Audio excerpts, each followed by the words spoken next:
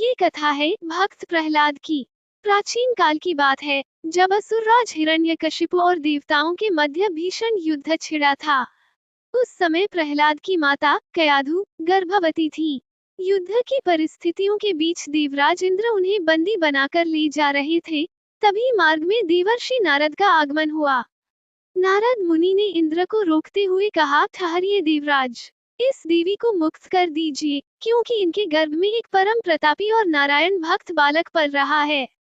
नारद जी के वचनों का मान रखते हुए इंद्र ने माता कयाधु को मुक्त कर दिया। देवर्षि नारद माता कयाधु को अपने सुरक्षित आश्रम में ले गए।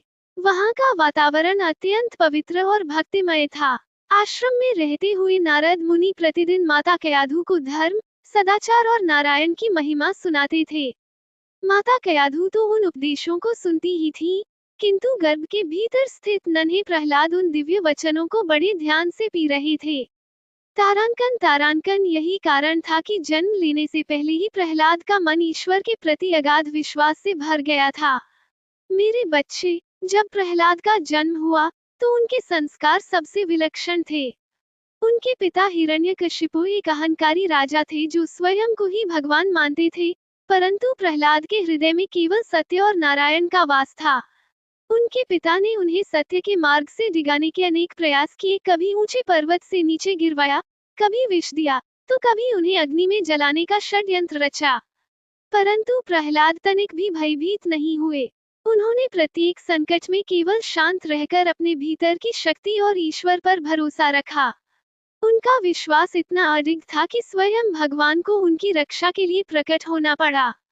मेरे प्रिय नन्हे शिशु, इस कथा का मर्म ये है कि बाहरी संसार में कितनी भी हलचल हो, यदि तुम्हारे संस्कार भीतर से दृढ़ हैं, तो तुम्हें कोई पराजित नहीं कर सकता।